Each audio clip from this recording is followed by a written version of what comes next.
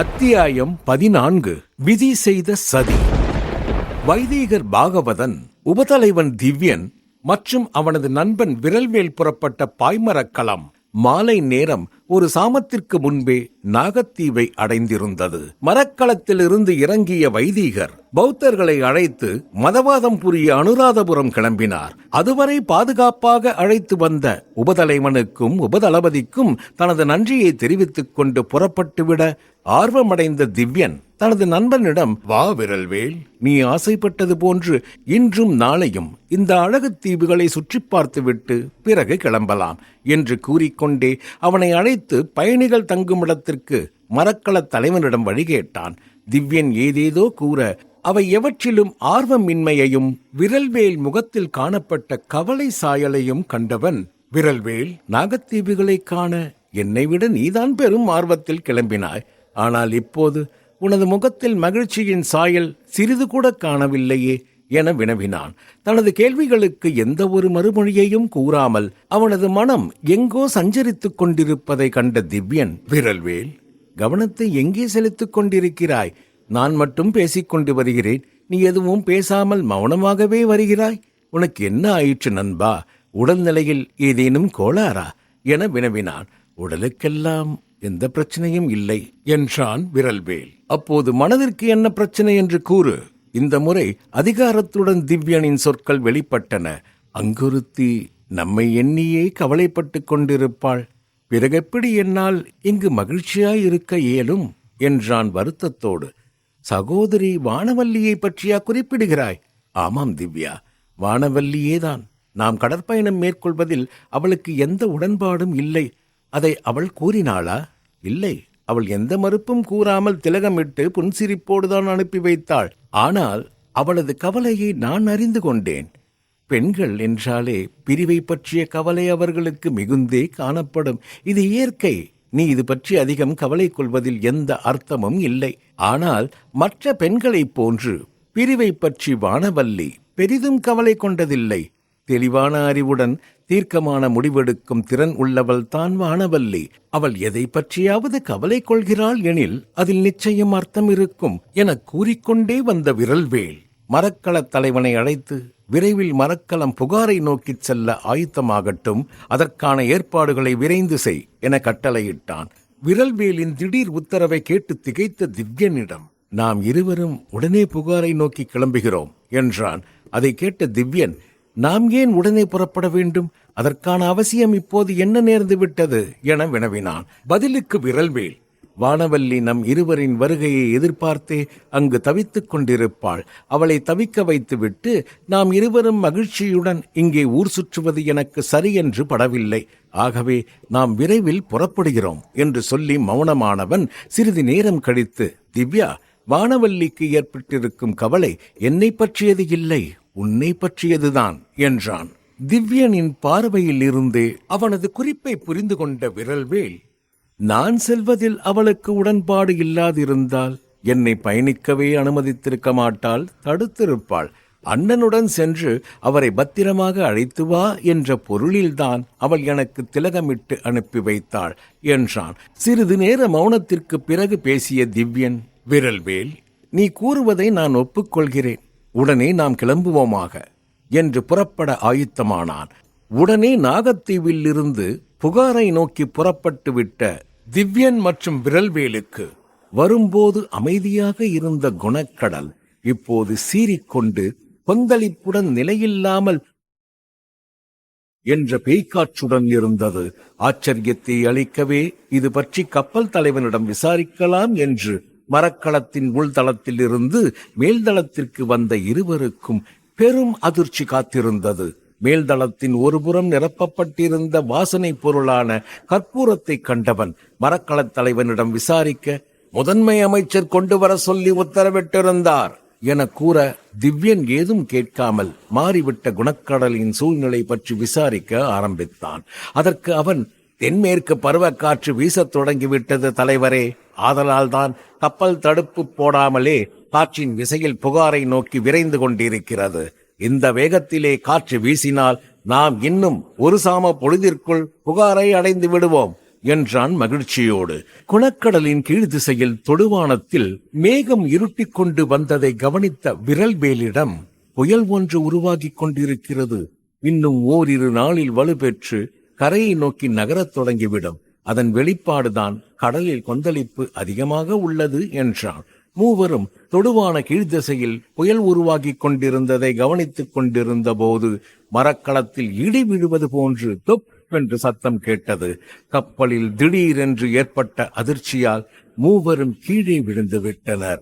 உச்சி வானில் சாரல் வீசும் அளவிற்கு கூட மேகம் திரளாத போது கப்பலில் எப்படி இடி விழுந்திருக்கும் என திவ்யன் சிந்தித்துக் கொண்டிருக்கும் போது, ஆபத்து, ஆபத்து, நம் மரக்களத்தின் மீது வேறொரு மரக்களம் மோதிவிட்டது, சேதமடைந்த நம் மரக்களத்தினுள் தண்ணீர் புகுந்து கொண்டிருக்கிறது என கப்பல் மாலுமிகள் எழுப்பும் அபயக்குரல் இருவருக்கும் கேட்டது. அனைவரும் அங்கும் இங்கும் அபயக்குரலோடு ஓடிக்கொண்டிருந்தனர். உபதலைவன் திவ்யன், அவனது தளபதி விரல்வேல், கப்பல் தலைவன் மூவருக்கும் மேற்கொண்டு சிந்தித்திருக்க கூட வாய்ப்பு வழங்கப்படவில்லை. இவர்களின் மரக்களத்தின் மீது மோதிய பெரிய மரக்களத்தில் இருந்து ஒரு தீப்பந்தம் பறந்து இவர்களை நோக்கி வந்தது.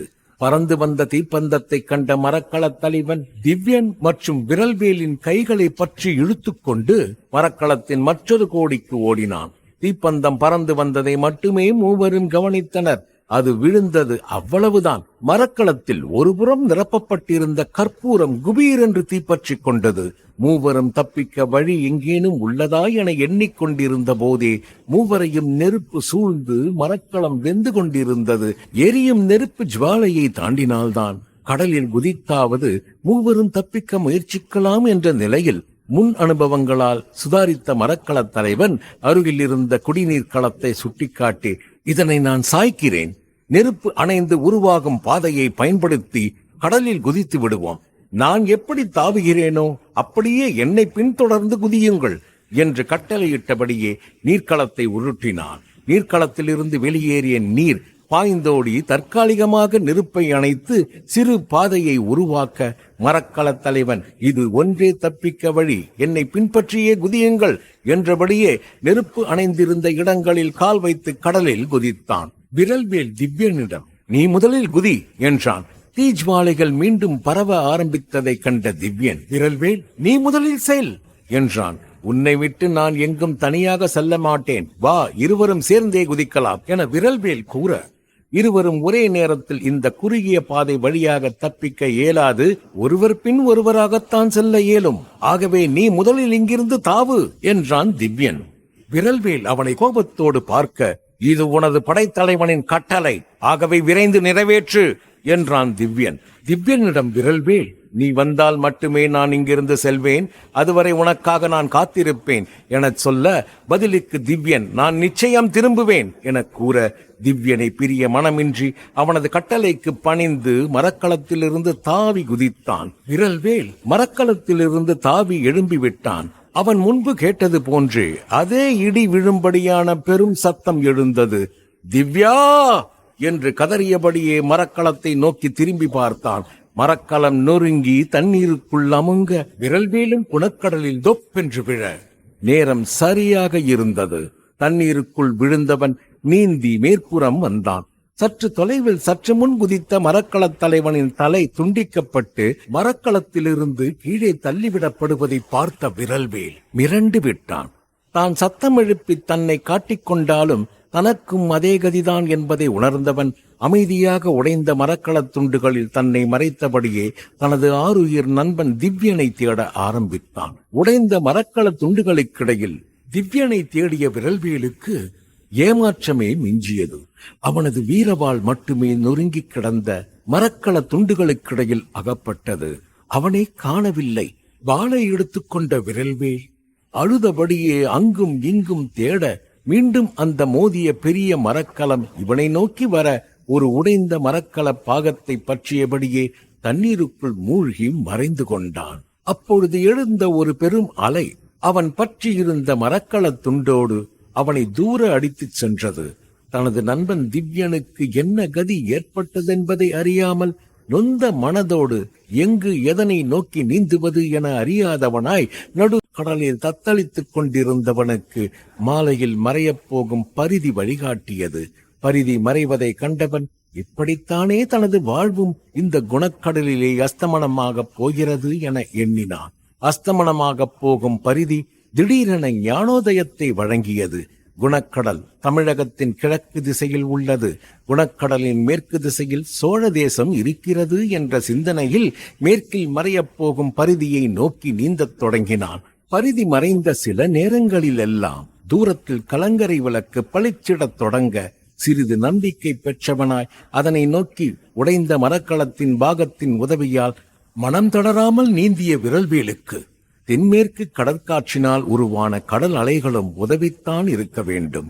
அப்படி உதவவில்லை என்றால் அவனால் அவ்வளவு தொலைவை எப்படி நீந்தியே கடந்திருக்க இயலும்? விரல்வேலும் அப்போது முழுதாக நம்பினான். தன்னைப் போலவே தன் நண்பனுமான திவ்யனும் எங்காவது கரையை நோக்கி கடலில் நீந்திக் கொண்டிருப்பான் என அவனை சந்திக்கப் போகும் பேரார்வத்தில் கிடைத்த வலிமையில் மனம் தளராமல் விரைவாக நீந்திக் கொண்டிருந்தான். விரல்வேல் எண்ணியது போன்றே வானவல்லியும் இவர்களது கடற்பயணத்தை எண்ணியே கவலைப்பட்டுக் கொண்டிருந்ததனால் உணவேதும் உட்கொள்ளாமல் இவர்களின் வரவையே எண்ணி வழிமேல் விழி வைத்து எதிர்பார்த்து கொண்டிருந்தாள். வானவல்லியின் செயலைக் கண்ட சோழப்படையின் தலைவரான சேனாபதி பெருமறவர் மகேந்திரவளவனார் அவளிடம் உனது கவலை அர்த்தமற்றது, அவர்களுக்கு ஏதும் நேராது என ஆறுதல் கூறியும் எந்த பயனும் இல்லை. பொழுது புலர்ந்து 2 நாழிகை பொழுது கடந்திருக்கும். வானவல்லி வசிக்கும் மாளிகையின் உப்பரிகை சாரத்திலிருந்து விரல்வேல் தூரத்தில் வந்ததை கண்ட மரகதவல்லி, அக்கா, தலைவர் வந்துவிட்டார் என்றாள் மகிழ்ச்சியுடன். தலைவர் வந்துவிட்டார் என்ற செய்தியை கேட்டதுதான் தாமதம். அவள் முகத்தில் இவ்வளவு நேரம் காணப்பட்ட துயரச் சாயல்கள் எல்லாம் விலகி உற்சாகமடைந்து முகம் பொலிவு பெற்றுவிட்டது.